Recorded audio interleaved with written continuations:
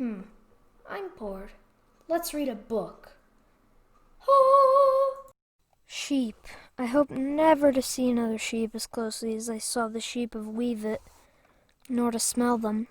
By comparison, Rancid's butter smells better, at least if it is not too spoiled. Like Justin, I wore a borrowed herder's jacket and trousers and boots, though I had to stuff some raw wool in the toes of the boots. According to the Grey Wizard, what he was about to do was pure order magic. Just because it's ordered does not mean it's pleasant, he added. That's why I'm free to do as I please most of the rest of the time. I followed him from the rough shed to a pen or corral. There must have been over 100 of the black-faced creatures. My stomach protested, although my nose was already numb, and not from the chill of the wind.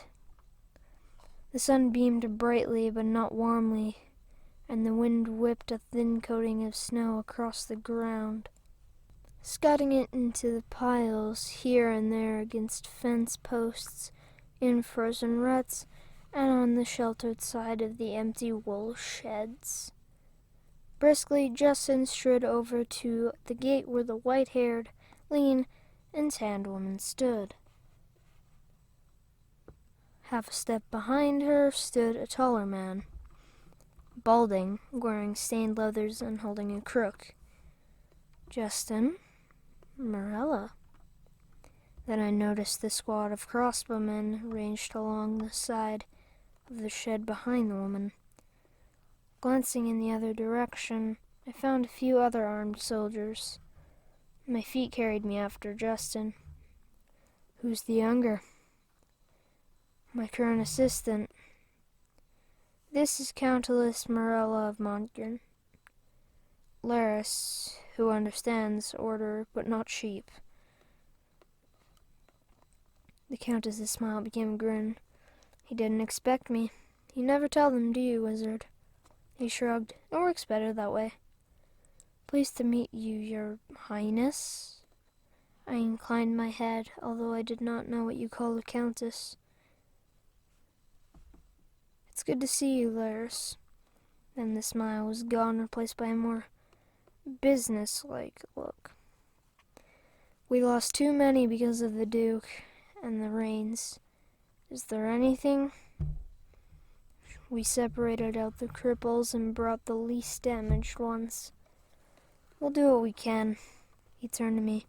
That used to be bred this year came along through the chute here one at a time. We checked them to make sure they're as healthy as they look. If you feel something, I tell you? I asked. Justin nodded, turning to the Countess. Laris has a well-developed sense of order, and that will let me use my energies, I hope, on the cripples and the problems. As you wish, so long as the results stand. The Countess's tone was neutral, although her voice was harder than before. Justin looked at the herder. Send one through alone first.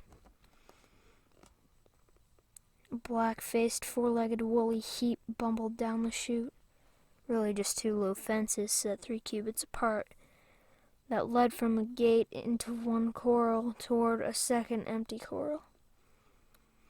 I tried to field the sheep, and the action wasn't quite so hard as I feared, since there was no sense of disorder, and even a faint underlying sense of order. Looking at Justin, I said, She seems fine, no disorder, and a faint sense of order, health. He nodded. Can you strengthen that order just a bit? I didn't know how. Watch and use your senses. So I did, and what he did to the sheep was like smoothing the grain of fine wood to bring out its natural flow. It's not quite right, but that's what it felt like. Send another one. With the second, I was able to do what the Grey Wizard had. With a little help, and by the 4th or 5th ewe, I was working alone, with Justin watching until a larger ewe, perhaps the 20th, came skittering down the chute. Even before the animal got to me, my stomach turned, and the beast seemed to glow a whitish-red fire underneath its wool. "Justin, this one." Even the Grey Wizard seemed to pale momentarily, but he just nodded to the head herder. "Well, this one out for the white coral." "Chaos?" asked the Countess. I had forgotten she still remained, watching the procedure. Justin nodded as another herder guided the deceased chaotic animal toward a smaller fenced area. By then the flow of animals had increased, and I was breathing sheep, tasting one, ready to baa myself. In some ewes, the underlying order flow was barely there, and those I strengthened as I could. Blackface, baa. Oily wool taste coating my tongue, baa. Splat. Fine, blackface, pull this one, sheep gas, dung. Oily wool smells, baa. The parade of animals seemed endless until the coral was empty. I looked up, somewhat dazed. The Countess had left somewhere in the middle of processing the first coral when I could have not have said. "Over here," Justin said. I thought I saw a few more silver hairs in his head, but that could have been my imagination. I charged in the direction he pointed, my eyes burning, my stomach turning, growling and empty. Across the field waited another large corral of sheep. I glanced upward. The sun had not even reached mid-morning. Oh, that was the way morning went. Ewe after ewe, with Justin looking grimmer and grimmer with each chaos-disordered ewe we set aside. By noon my eyes were blurring, and there must have been close to 100 of the chaos-tinged ewes crowding into the white corral. "Take a rest, Laris." Justin's voice was firm. "We'll get something to eat before we finish up here, then ride over to the southern gathering." "There's more?"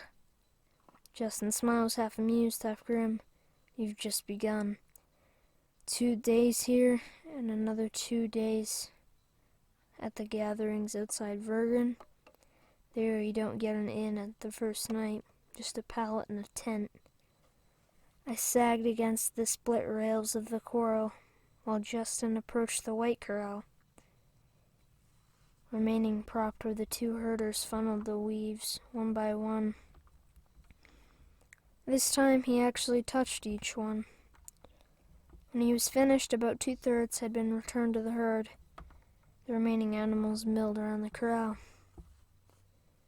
With slow, measured steps, the Grey Wizard moved back toward me. The sun glinted on hair at least half silver, though his face seemed more wrinkled, unlike the times after Friven. "Why so much chaos?" I asked. "How can you tell?" he responded, setting himself on one of the low chute rails. "You've been withdrawn for the last 2 days, looking where only wizards look, and paying little or no attention to anyone. I don't know you, but it seems like more than work." "You're right." He shook his head. "Nature seeks balance, and Recluce went too far this time." He frowned. "I hope," he added under his breath. At the last words I frowned. "You hope Recluce went too far?" "Not what I meant. I hope it is a question of natural balance." He pushed himself away from the chute rail and began to walk toward the middle shed. "Let's eat." They're setting up a table in one of the sheds. Dinner was hot soup, cold sliced mutton and cheese, black bread and red berry preserves, and as much hot cider as I wanted. Unfortunately to me, it all tasted like oily wool. The food steadied me, and I stopped the protests from my guts. About the time I started to feel human again, we trooped out to start all over with another bunch of ewes. Then I climbed on Gerlach and rode to the southern gathering grounds, where we worked until we could not see, could barely finish supper before collapsing. The next day was the same, and so was the day after, except that first we had rowed until early noon. On each day the Countess appeared for a time, looking nearly as grim as Justin. The fourth day wasn't quite as bad, although it was dark when we returned to the Weaver's Inn. Just take your robe into your room and follow me. What? We're taking a bath. And we did, in a small room off the kitchen, with hot water and soap. And for the first time since leaving Recluce, I felt clean. We left the borrowed clothes there and wore the robes back to our rooms, where I found clean sheets on my bed, my own clothes cleaned and brushed, my boots shined, and a small purse with 5 gold pennies. I thought I'd earned more than it. By the time we actually dined, the room was deserted. A fire low.